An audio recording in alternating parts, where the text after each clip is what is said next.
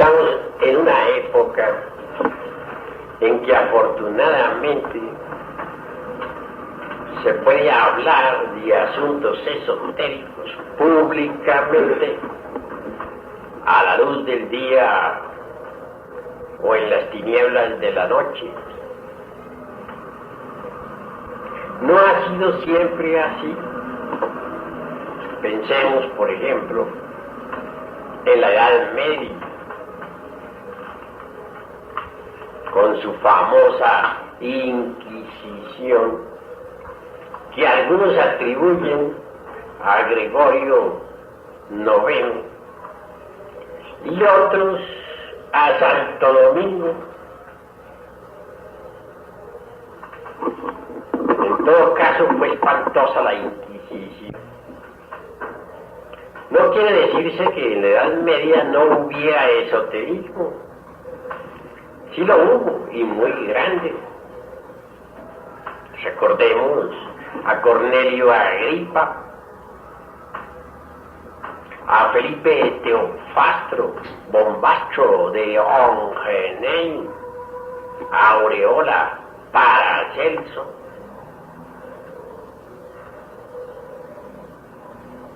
Y también al no menos famoso Doctor Fausto, encantador y mago.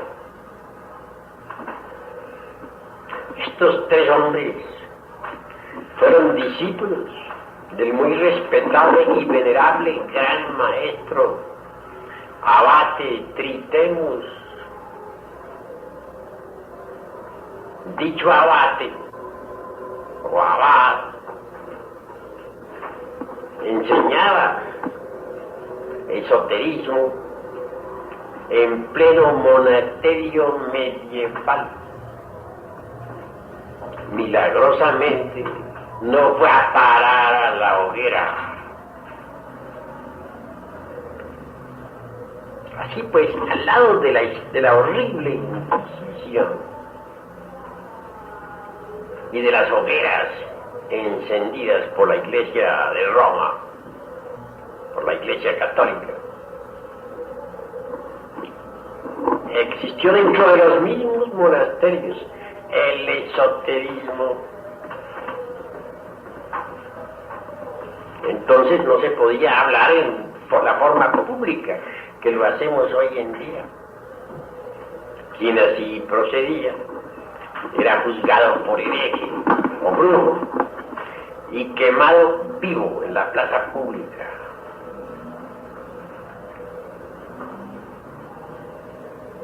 Se ha hablado mucho sobre la Inquisición, y bien vale la pena repasar un poco todas esas cosas con fines de ilustración. Por ahí se afirma que la hija de un conde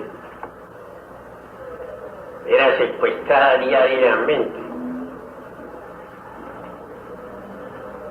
por gente del aquelarre y llevada precisamente al Sabbat.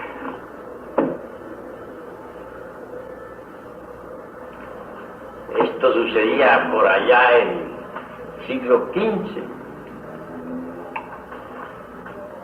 Fue entonces cuando la Iglesia Católica encendió sus hogueras con furor espantoso.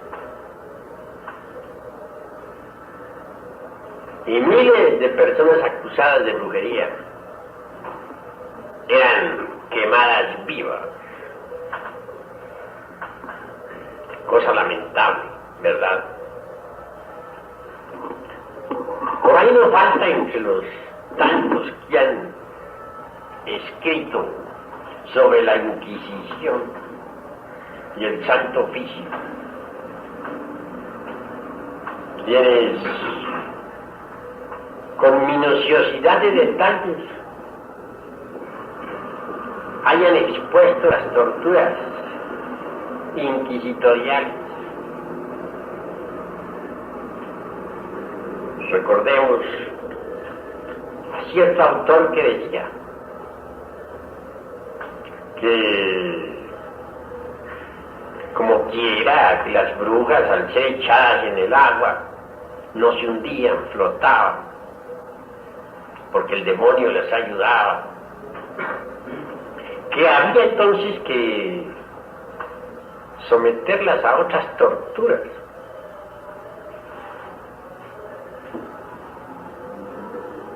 Alguno de esos inquisidores aconsejaba que se amarrase a cualquier mujer o hombre acusado de brujería y herejía con un cable al púlpito, que se le amarraran las manos por detrás y se le soltara, a fin de que quedara flotando en la cuerda. Piensen ustedes lo que significa ese martirio. Manos amarradas por la espalda, por detrás, y además sostenidas o unidas al púlpito por un cable. ¿Qué dolores tan espantoso sentiría aquella víctima? Afirmaba pues el inquisidor ese que ese era un sistema magnífico, porque el brujo viéndose o bruja viéndose en esas circunstancias volvería por sí mismo mediante su brujería y con ayuda del demonio a colocarse sobre el púlpito, y que entonces cantaba, es decir, confesaba su delito. En Turquía también llegó la Inquisición, siendo que los turcos son más que todo mahometanos. Y por ahí alguno de sus escritores inquisitoriales decía que pullar las uñas, levantar las uñas de las brujas y brujos y meterles clavos para que sintieran gran dolor, que llevarlos a la torre de martirio o al potro, que quemarles los pies, etc. Que todo eso era parte de la justicia divina y humana. Piensen ustedes esa criminosidad, ese sadismo tan espantoso de la Inquisición.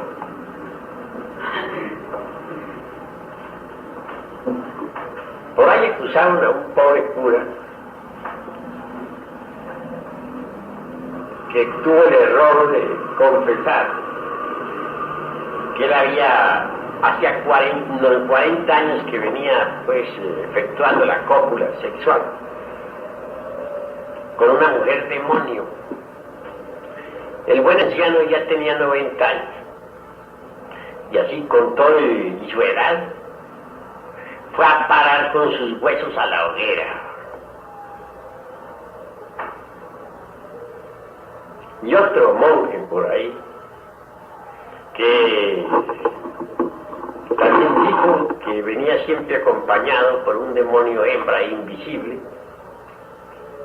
y que hacía años también copulaba con él mismo. Fue suficiente con su declaración para ser incinerado vivo en una de esas tremendas hogueras de la Inquisición.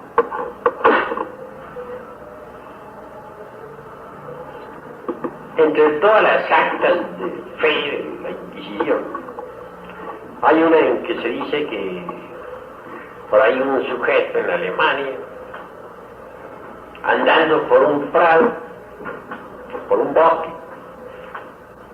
se encontró con un grupo de gentes que estaban en el sabbat. Cuando esas personas se sintieron descubiertas, obviamente se sumergieron completamente en la cuarta vertical y desaparecieron, pero dejaron en el terreno una copa en la que figuraban distintos nombres de personas de renombrada personalidad. Claro, no podía ser para menos. La copa fue a la Inquisición, y las personas que figuraban en esa copa a la hoguera. decían, el Papa Silvestre, León Magno, eran considerados brujos, etcétera, etcétera, etcétera. Muchas cosas. En todo caso, las hogueras de la Inquisición en pleno furor fueron terribles. No negamos que hayan existido los aquelarres, pero también se quemó viva a mucha gente por herejía. Muchos gnósticos fueron quemados vivos. Tenemos a los albigenses, que fueron asesinados también en la hoguera. Y a distintas comunidades esotéricas. Los templarios, juzgados también por herejía y brujería y perseguidos.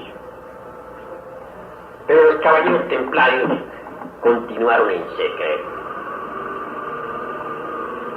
Entre las cosas que se decían en la Edad Media, figura aquella en que el diablo se aparecía pues ante las gentes de la aquelarre, ante las arpías y los zánganos, en la figura del macho cabrío, o de un gato negro, o de un fantasma.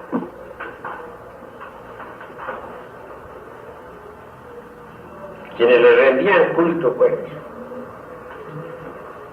tenían derecho a participar en dichos aquelarres. Hoy en día hablar esto en pleno siglo XX, que se considera el siglo de las luces, aunque de tal no tenga nada, resulta como un poquito extemporáneo, como fuera de onda, como dicen por ahí, sobre todo en épocas en que se habla del átomo, y de los rayos alfa, beta y gamma, y del rayo láser, que en un par de segundos está en la luna, etc. Pero realmente la brujería existió. Por ahí algún papa tronaba y relampagueaba. Era Gregorio IX. Lanzaba sus anatemas contra los brujos. Decía que el alto clero estaba lleno de brujería. Los brujos lanzaban rayos, hacían llover granizo, dañaban las cosechas, etcétera, etcétera, etcétera. Total, a la hoguera con todos ellos. Cuando había alguna tempestad muy fuerte, también se les pasaba la mano. Y si alguna persona por ahí era sospechosa de brujería, sin más ni más, a la hoguera. Así morían miles de personas anualmente. Toda Europa quedó enlutada. Resultó que todos eran brujos. Cuando hasta el mismo famoso doctor Bacon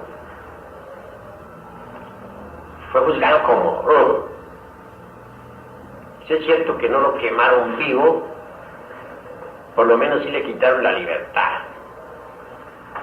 Fue a parar con sus huesos a la cárcel.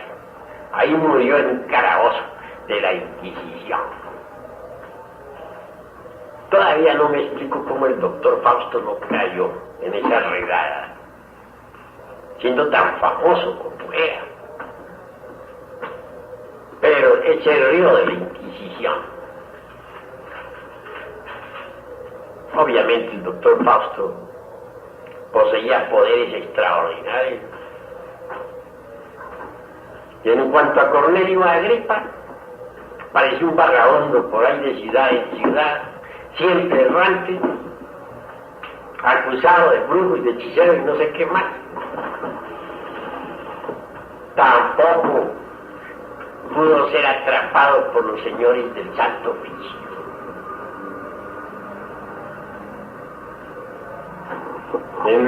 Por ahí en Alemania existía un brujo que dicen que a pleno mediodía se levantaba así del suelo flotando se metía entre la cuarta vertical ante la humanidad entera, ante el veredicto solemne de la conciencia pública. Su mujer asustada trataba de aprehenderlo, aunque fuera por los pies, y las gentes enfurecidas desenvainaban sus espadas, pero ni su mujer ni las espadas lograban hacerle ningún daño. ¿Qué se hizo ese brujo? Nadie lo sabe. Alquimistas existieron y muy famosos. Recordemos al muy famoso Nicolás Flamel, tan grandioso, que escribió magníficas obras, que hizo tanto por la humanidad. Nicolás Flamel enseñó detalladamente todos los pasos de la gran obra. No cayó en la Inquisición, y ese es un milagro. Tampoco cayeron en divorcios. Ni el muy famoso Raimundo Lulio. Raimundo Lulio murió porque lo lapidaron por allá en el mundo árabe. Se fue a dar enseñanzas por allá a los moros, en su afán de llevar el cristianismo esotérico. Si hubiera enseñado a los sufis, nada le habría sucedido, pero desafortunadamente se dirigió a un pueblo fanático que nada sabía sobre esoterismo, y a piedras le mataron. De Nicolás Flamel, famoso alquimista medieval, les diré que todavía vive y que goza de perfecta salud. Repetiré pues, aquí a fin de que quede grabado lo que estoy diciendo, que Nicolás Flamel, el famoso alquimista medieval, aún vive todavía y goza de perfecta salud. Diré que reside en el Indostán con su antigua esposa Perrinalli. Tiene el elixir de larga vida, la medicina universal y la piedra filosofal. Realizó toda la gran obra. Es un inmortal.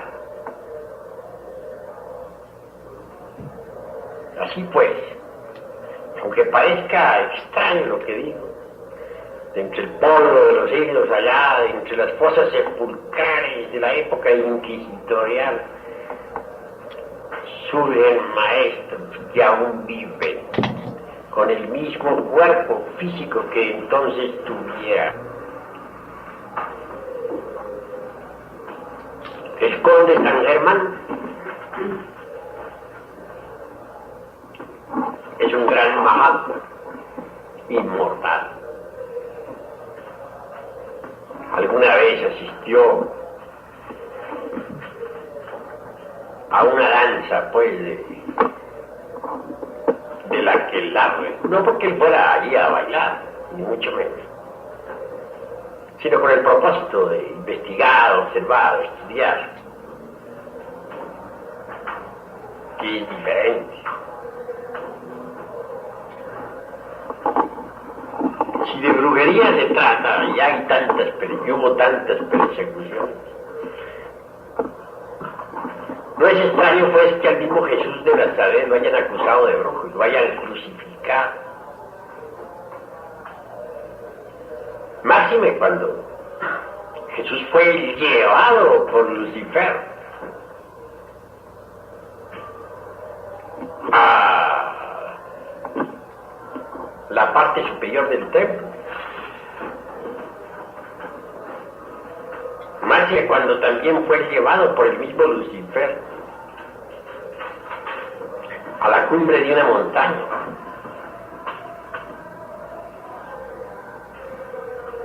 Que queda pues demostrado que este Lucifer, que no es sino la reflexión del Logos en cada uno de nosotros, posee tremendos poderes.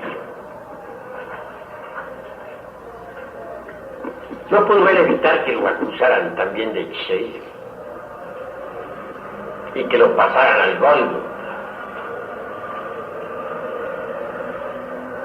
Así ha sido la humanidad siempre. Así será siempre. Por eso les digo a ustedes que hoy, a pesar de esta edad de tinieblas en que estamos, y de este cientifismo, pseudocientifismo ultramoderno y subjetivo, sin embargo se puede hablar públicamente sobre asuntos esotéricos, y eso de por sí es ganancia, pues antes no se podía.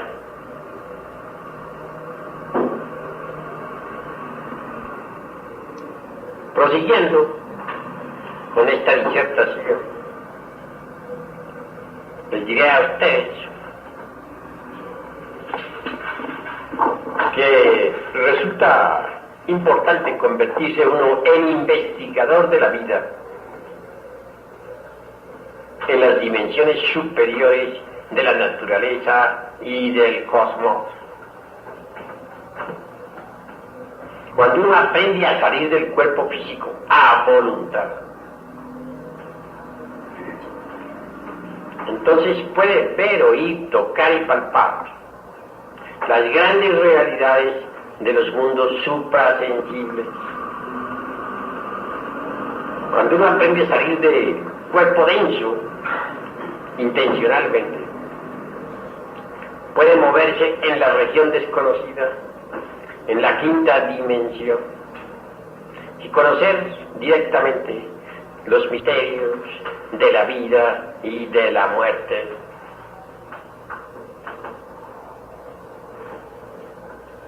Lo importante es hacerlo. Realmente toda persona común y corriente abandona el cuerpo físico durante las horas del sueño normal.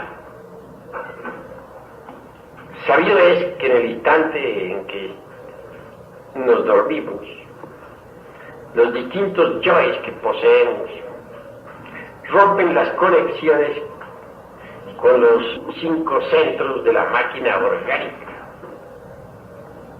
Entonces se dan el lujo de viajar fuera del cuerpo denso.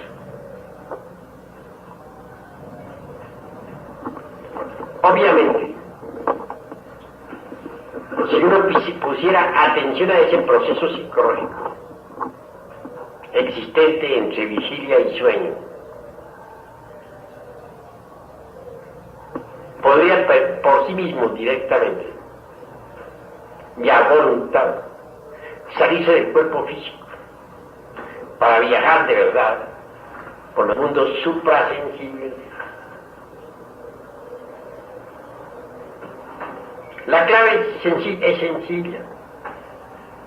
Consiste en aprovechar el estado de transición entre vigilia y sueño.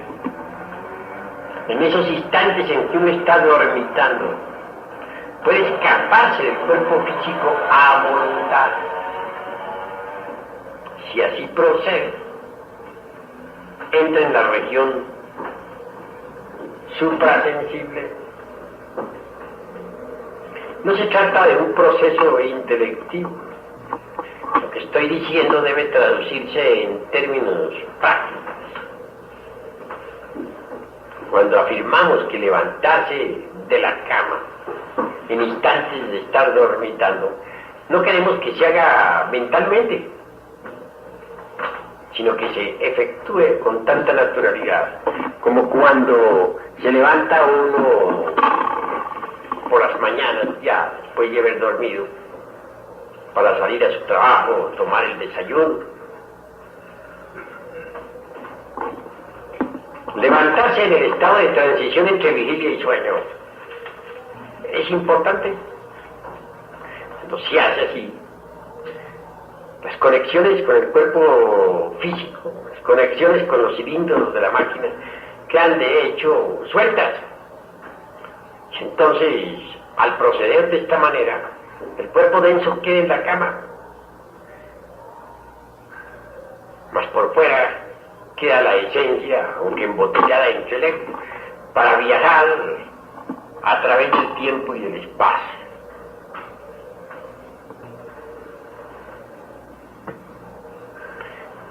En otras épocas, cuando se le enseñaba a las gentes este secreto, de inmediato lo lograban. Desafortunadamente, la involución humana ha entrado en su ciclo más destructivo, en el final descendente del Kali Yuga, y los cuerpos están muy degenerados, lo mismo que la psiquis de las personas. Por ese motivo, y debido a tal deterioro psicológico,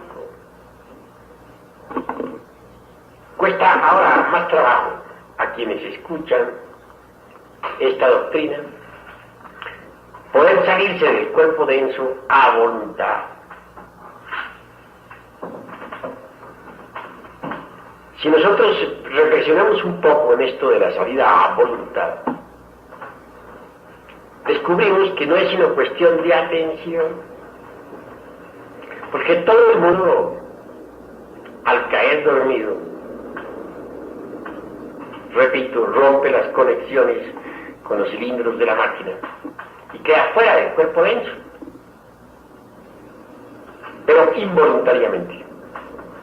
Si uno pone atención e imita a la naturaleza fielmente, haciendo lo que ella hace, está resuelto el problema, porque entonces lo hace uno voluntariamente. Lo que había hecho siempre en estado inatento, pasa a hacerlo en estado atento. Lo que había hecho involuntariamente, lo vuelve voluntario. Es el mismo proceso. No veo yo dificultad en este asunto. Ahora, salirse del cuerpo físico, no hay quien no se salga. Aquellos que dicen que el desdoblamiento de la personalidad humana es peligroso, que puede uno, mientras está ausente, perder su cuerpo porque otro viene y se lo invade, etc. Están muy equivocados, porque esos que así hablan, sucede que todas las noches se salen de su cuerpo, tan pronto duermen ya están fuera del cuerpo. Desdoblarse intencionalmente equivale a darse uno cuenta de sus propias funciones naturales. No veo por qué sea peligroso darse uno cuenta de sus funciones naturales y cooperar con la naturaleza.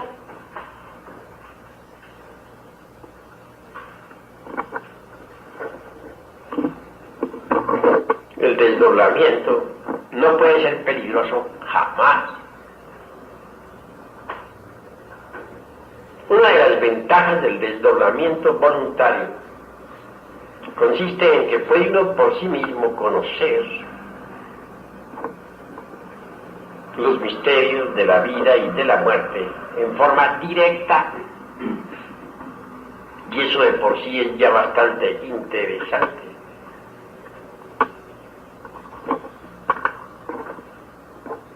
Hay gentes que creen que saben mucho porque han leído, pero en la práctica no saben nada. Ustedes pueden meterse una biblioteca en la cabeza, depositarla en la memoria. Pueden estar absolutamente seguros de que si ustedes no se vuelven conscientes de eso que almacenaron en la memoria, nada han hecho, porque a la hora de la muerte pierden esa clase de conocimientos meramente intelectivos. Tienen ustedes una prueba de lo que estoy diciendo. Observen muy bien que cuando uno viene al mundo, tiene que volver a la escuela y empezar a leer, y volver a aprender a escribir, y volver a hacer primarias, y volver a hacer secundarias, etcétera, etcétera.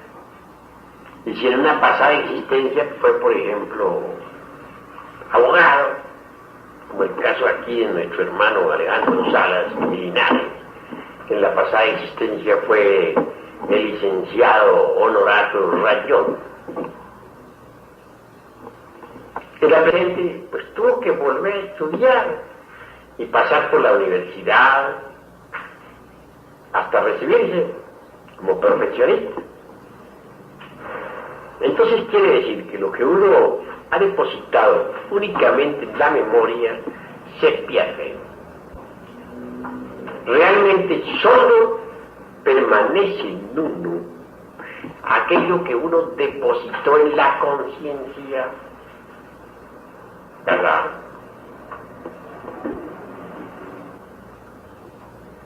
Eso nace con uno al volver al mundo. Cuando se habla de conocimientos innatos, se refiere exclusivamente a esos principios que han sido depositados en la conciencia. Y existen gentes que hablan maravillas sobre la doctrina de la reencarnación. Hay quienes son expertos en poder explicar a fondo pues las leyes del eterno retorno de todas las cosas, etc. Y creen esas personas que por el hecho de estar intelectualmente informadas ya son la mamá de los pollitos o el papá de Tarzán. Mas eso no es así. En tanto uno no recuerde sus vidas anteriores, aunque se haya metido en una biblioteca sobre la reencarnación y del karma y de la ley del retorno, etc., no sabe nada. ¿Por qué? Porque a la hora de la muerte, con esa clase de conocimientos almacenados nada más que en la memoria, no le queda nada. Ha perdido su tiempo miserablemente. Uno debe volver conscientes los conocimientos. Si uno aprende a salir del cuerpo físico a voluntad, en la quinta dimensión puede darse el lujo de repasar sus vidas anteriores. Eso es algo que queda en la conciencia. Si uno aprende a salir del cuerpo físico a voluntad, en los mundos superiores, podrá platicar con los Elohim y aprender de ellos sublimes verdades. Algunos creen que por el hecho de haber estudiado toda la doctrina relacionada con el karma, ya son idóneos en este tipo de enseñanzas. Pero si jamás en su vida ellos han penetrado conscientemente en el palacio de Anubis, si nunca han negociado a voluntad intencionalmente dentro de ese templo su propio karma, si no han revisado sus libros, ¿qué es realmente lo que saben sobre la ley del karma? Nada, absolutamente nada. Sí, pues, en forma alguna, eso es lo vital, lo fundamental. Afortunadamente, repito, estamos en esta época, una cátedra así de este tipo, dada en plena Edad Media y en época en que la Iglesia había encendido sus hogueras, furiosa, terrible, era más que suficiente como para que todos los que estemos aquí en este lugar fuésemos llevados de hecho ante los tribunales del Santo Oficio. Así pues, si bien es cierto que estamos en una época de oscurantismo actualmente, por lo menos se puede hablar públicamente de estas cosas sin que nadie nos acuse de brujos. Entonces debemos aprovechar esta brillante oportunidad que tenemos para despertar conciencia. Eso es básico.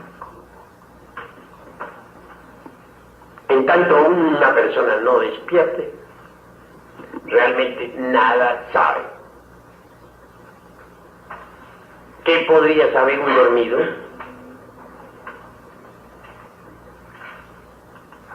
Salir a voluntad del cuerpo físico es interesantísimo, porque implica de hecho un impulso hacia el despertar.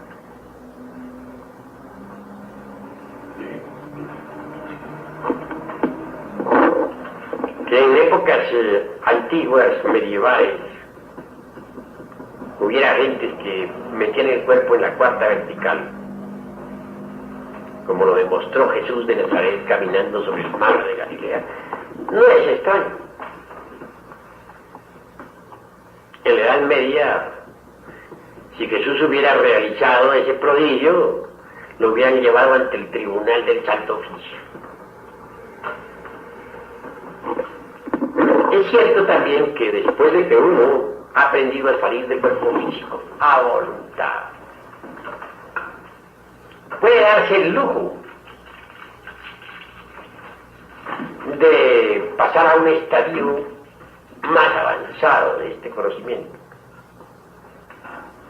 Aunque parezca difícil o extraño a muchos, si alguien fuera del cuerpo físico pide al ángel de la guarda que traiga ante su presencia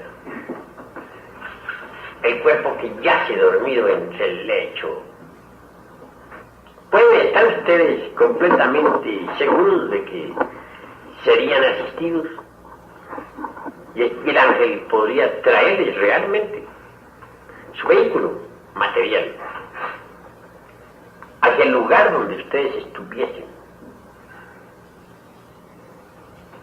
Entonces, penetrando tal vehículo dentro de uno y uno dentro de él, podría moverse con su cuerpo denso en la quinta dimensión, para regresar un poco más tarde a su casa y a su cama. Ya no hay peligro como en cierta época inquisitorial en que un marido ofendido no tuvo ningún inconveniente en denunciar a su mujercita. Sería que aquel buen señor, al dormirse, no sospechaba nada de ella, pero al despertar la buscaba y no la hallaba. En principio pensó, francamente, que ella le estaría poniendo un buen par de cuernos. Y claro, el hombre estaba enfadado. La mujer, viendo pues que aquel caballero se daba cuenta de sus escapadas nocturnas y que lo peor del caso es que la estaba juzgando equivocadamente. Claro, le confesó que asistía al sábado y le enseñó las fórmulas para cargar el cuerpo. El hombre, como buen aprendiz de brujo, así lo hizo y cargó con el cuerpo de verdad. Era que en esa edad había más fe, y eso no se puede negar, y la fe es fundamental. Asistió, dice los cronistas inquisitoriales, el hombre con su esposa al Sabbat.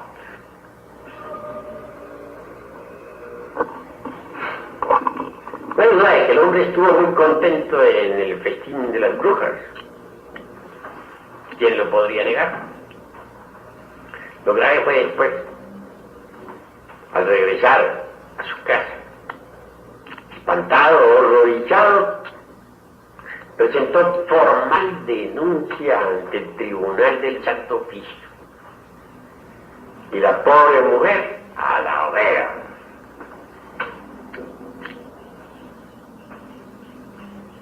Así pues, hermanos, he platicado todo esto para hacerles ver cómo el esoterismo, que en otras épocas se enseñaba con tanta dificultad y en tanto secreto, hoy se puede hablar públicamente.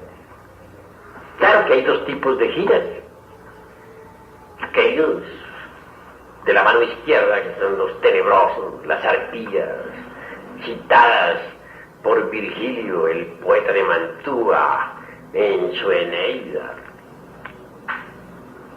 También existe por ahí otro tipo diferente de ginas. Me refiero en forma enfática y objetiva a esos ginas luminosos, tan explicados por don Mario Rosso de Luna, el insigne escritor español. A esos Tuatha de Danann, por ejemplo, que llevaron a Irlanda, entre sus cosas preciosas, 4 símbolos extraordinarios. El uno era la lanza de acero, o la lanza de Longinos, o el asta de Minerva, símbolo fálico extraordinario. El otro, una gran copa, simbolizando al Johnny. La piedra maravillosa de la verdad y la espada flamígera. Esta clase de ginas se dice que fundaron en Europa 4 ciudades mágicas. Nadie puede negar que huyeron de Irlanda. Mas cuando regresaron a tal isla, presentaron formal batalla a los magos de las tinieblas y triunfaron. Después de la sumersión de Atlántida, nada se ha vuelto a saber sobre estos ginas blancos. Entiendo que definitivamente se quedaron en la cuarta vertical, con cuerpo físico y todo. Yo personalmente conozco una raza preciosa de ginas que viven con cuerpo físico en la cuarta vertical. Hombres y mujeres de esa raza tienen gran belleza, forman hogares preciosos, tienen hijos, etc. Es una raza humana, está muy cerca de nosotros, está en todas partes. Porque si nosotros vivimos aquí en este mundo de 3 dimensiones, esa raza vive en la cuarta vertical. Y tiene un cuerpo de carne y hueso, repito. Comen, beben, se reproducen, son felices. No han salido del paraíso. Viven en estado paradisíaco. Es lo que podríamos denominar nosotros ginas blancos.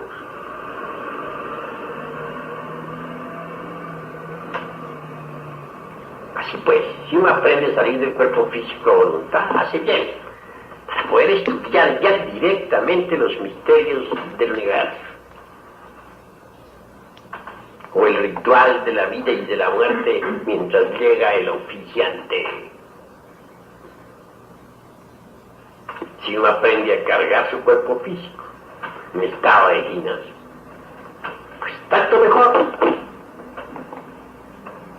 porque el cuerpo físico tiene muchas facultades que desarrolladas hacen de ese vehículo algo maravilloso. Con ese cuerpo puede uno ponerse en contacto con razas de gentes que viven en la dimensión desconocida.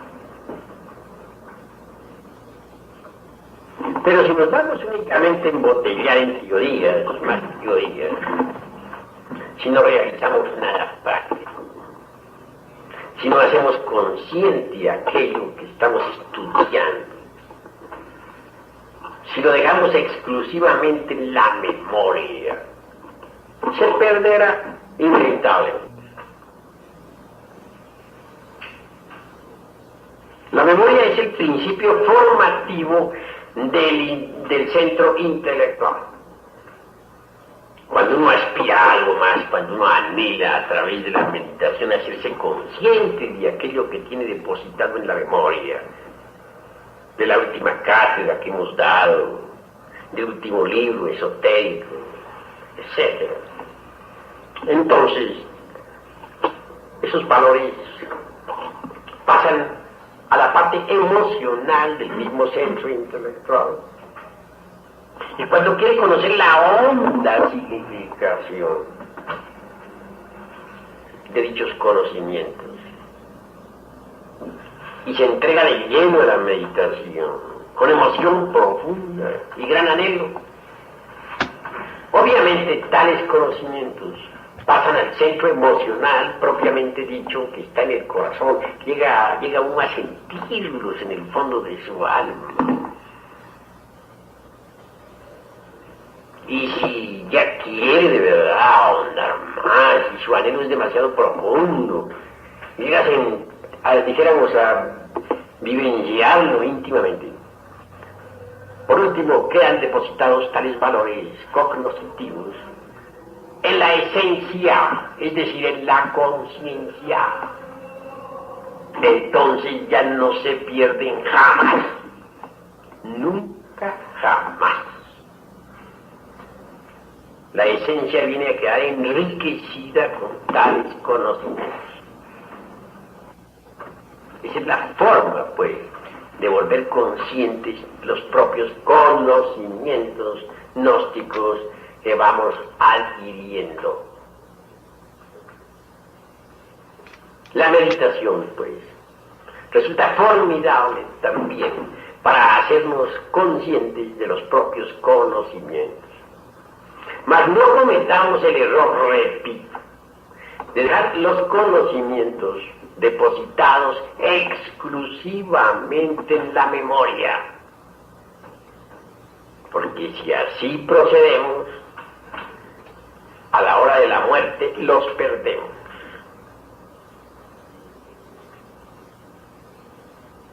Esto es indispensable, meditarlo, comprenderlo, reflexionarlo. Bueno, hermano, vamos ahora a pasar a nuestra cadena de curación. Claro, doy oportunidad para algunas preguntas. Voy a hablar el hermano Reza.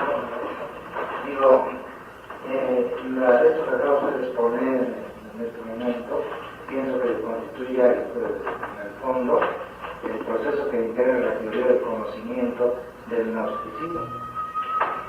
Y ahora me pregunto, ¿este aspecto tiene alguna relación con la percepción a la que se refiere Kant en la crítica de la razón pura? Bueno, La percepción trascendental.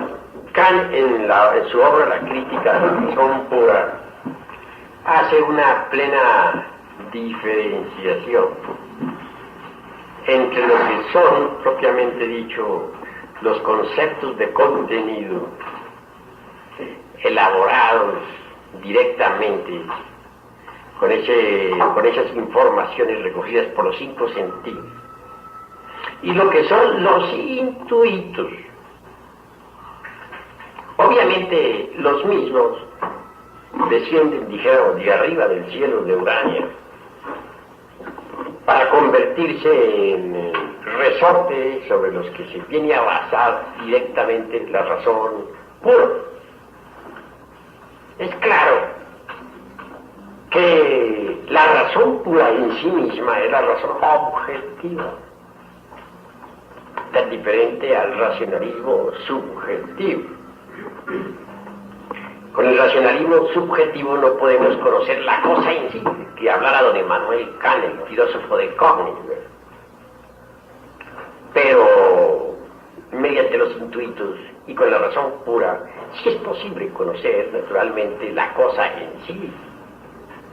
Analizado desde ese punto de vista, vemos que cuando un conocimiento cualquiera se torna consciente, obviamente se convierte, digamos, en un intuito que viene a servir de fundamento a la razón pura. Esa razón pura nos da la percepción extraordinaria de la cosa en sí. Es así como se debe, pues, entender esto a la luz de la filosofía kantiana. Con esto he dicho todo. ¿Hay algún otro hermano que tenga algo que preguntar? Bueno, pues no escucho más preguntas, haremos nuestra cadena de esotérica. Someterlas a otras torturas.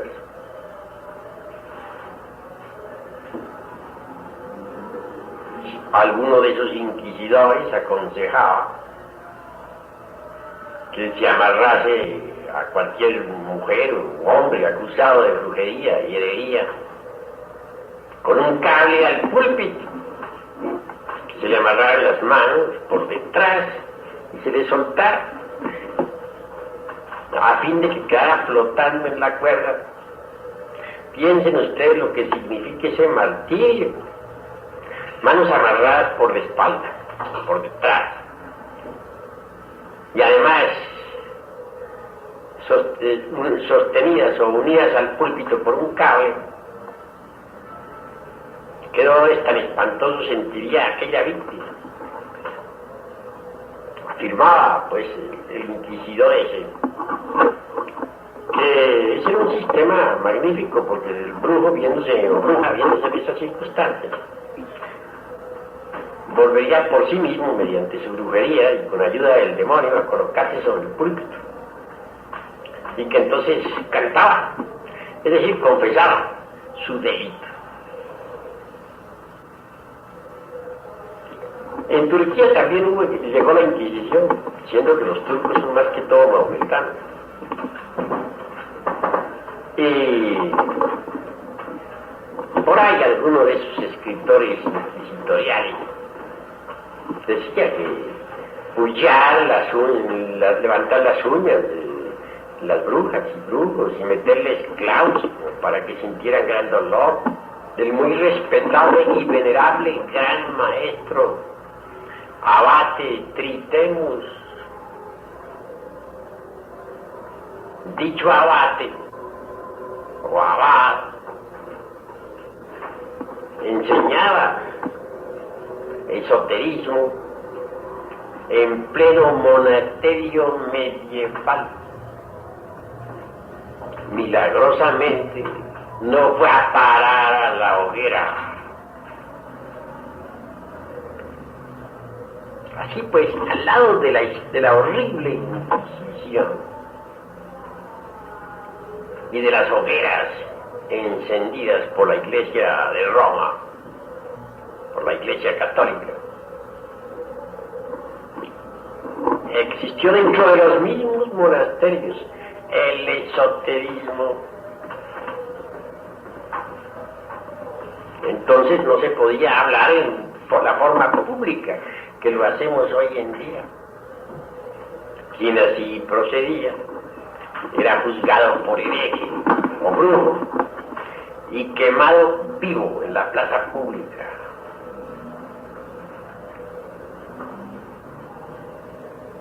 Se ha hablado mucho sobre la Inquisición y bien vale la pena repasar un poco todas esas cosas con fines de ilustración. Por ahí se afirma que la hija de un conde era secuestrada diariamente que llevarlos a la torre de martirio o al potro, que quemarles los pies, etc. Que todo eso era parte de la justicia divina y humana. Piensen ustedes esa criminosidad, ese sadismo tan espantoso de la Inquisición.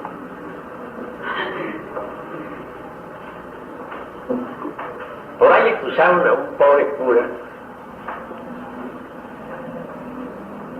que tuvo el error de confesar que él hacía 40 años que venía pues efectuando la cópula sexual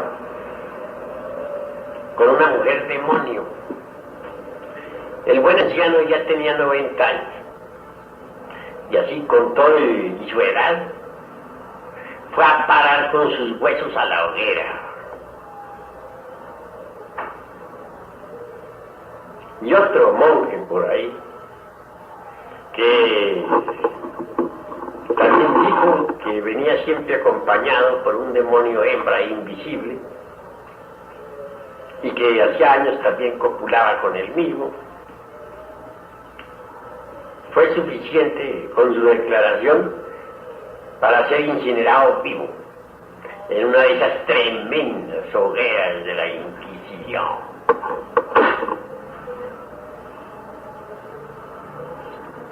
Entre todas las actas de fe de la Inquisición, hay una en que se dice que por ahí un sujeto en Alemania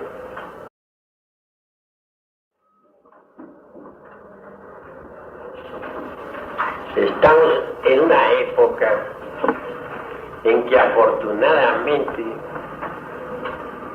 se puede hablar de asuntos esotéricos públicamente a la luz del día o en las tinieblas de la noche. No ha sido siempre así. Pensemos, por ejemplo, en la Edad Media,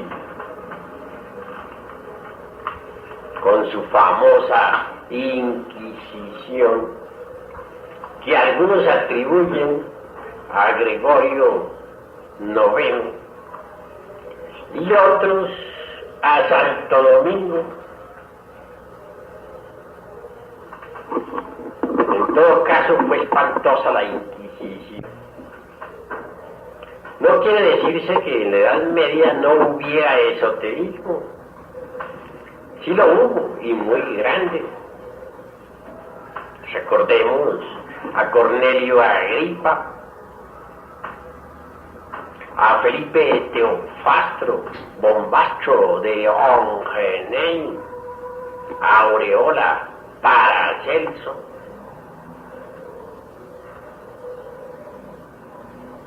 y también al no menos famoso Doctor Fausto, encantador y mago.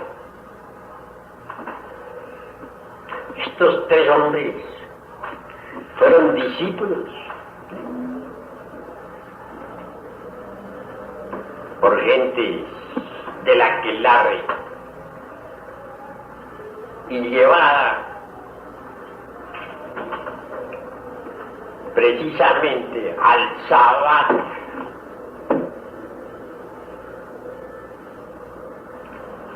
Esto sucedía por allá en el siglo XV. Fue entonces cuando la Iglesia Católica